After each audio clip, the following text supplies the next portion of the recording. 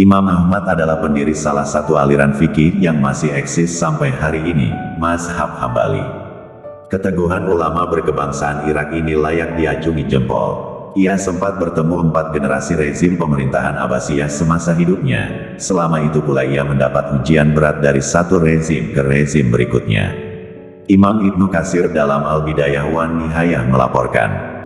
Artinya, Imam Ahmad bin Hambal terus mengalami ujian dengan dipaksa untuk mengakui Al-Quran sebagai makhluk selama 3 rezim berturut-turut, yaitu masa Khalifah Al-Mamun, Khalifah Al-Mutashim, dan Khalifah Al-Watsik. Selama itu pula, ia dijebloskan ke penjara dalam waktu yang cukup lama, mendapat siksaan yang berat, bahkan diancam untuk dibunuh. Namun, semua itu tak membuat keyakinannya goyah. Ibnu Katsir, Al-Bidayah wan Nihayah, 1997, juz 14, halaman 239. Penjelasan Ibnu Katsir di atas menjelaskan Imam Ahmad mendapat ujian selama 3 generasi rezim berturut-turut, tidak memasukkan rezim setelahnya, yaitu Khalifah Al-Mutawakkil. Sebab, pada 3 rezim pertama Imam Ahmad diuji untuk mengakui Al-Quran sebagai makhluk oleh pemimpin yang sudah dirasuki teologi Mu'tazilah. Sementara pada rezim keempat ia mendapat ujian duniawi karena Al-Mutawakkil tidak menyiksanya, melainkan menawarinya kemewahan dunia. Berkat ketabahan melewati ujian akidah ini, dengan bersikukuh bahwa Al-Quran adalah kadim, Imam Ahmad kemudian digelari dengan sebutan Imam Ahlus Sunnah wal Jamaah. Gelar kehormatan ini tidak disematkan kepada imam mazhab lainnya, baik Imam Abu Hanifah, Imam Maliki, maupun Imam Syafi'i, kendati mereka lahir lebih dulu. Muhammad bin Ismail Al-Muqaddam, Silsilatul Ulumil Himmah, juz 4, halaman 12. Bagaimana Imam Ahmad menghadapi ujian 4 rezim tersebut? Mari simak kisahnya. Ujian Khalifah Al-Mamun. Masa pemerintahan Khalifah Al-Mamun merupakan fase gemilang bagi ilmu pengetahuan dalam dunia muslim.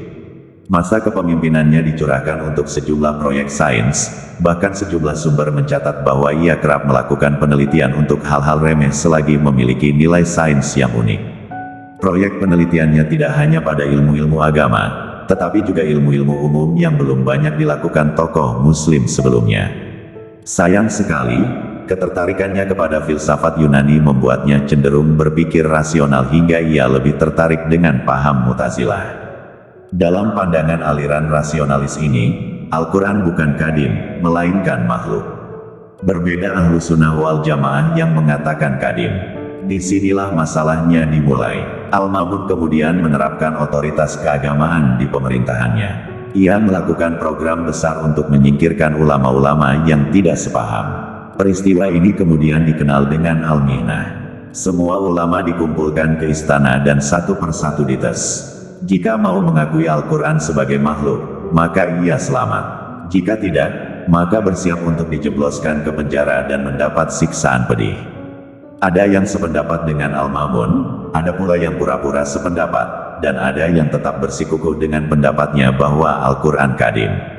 Salah satu ulama yang bersikeras dengan pendapatnya adalah Imam Ahmad. Ia pun dipenjara dan diasingkan. Ujian Khalifah Al-Mutashim. Rezim berganti setelah Khalifah Al-Mamun meninggal pada 218 H dengan Khalifah Al-Mutashim sebagai pemegang kursi kekhalifahan berikutnya. Al-Mutashim mewarisi ideologi rezim sebelumnya. Di masa pemerintahannya, ia melanjutkan program Al-Mihnah. Pada masa Al-Mutashim, Imam Ahmad tidak hanya dipenjara, tetapi juga mendapat sejumlah penyiksaan. Imam Ahmad sempat beberapa kali dites langsung oleh Al-Mutashim, tapi tetap saja ia bersikukuh dengan pandangannya. Hingga akhirnya sang khalifah kesal dan menyerahkannya kepada para ahli fikih dan hakim di istana. Terjadilah perdebatan sengit yang berlangsung selama 3 hari. Namun, tak sekalipun argumen Imam Ahmad berhasil dipatahkan. Ujian Khalifah Al-Watsik. Setelah Al-Mutashim meninggal, pemerintahan berikutnya dipimpin oleh Khalifah Al-Watsik.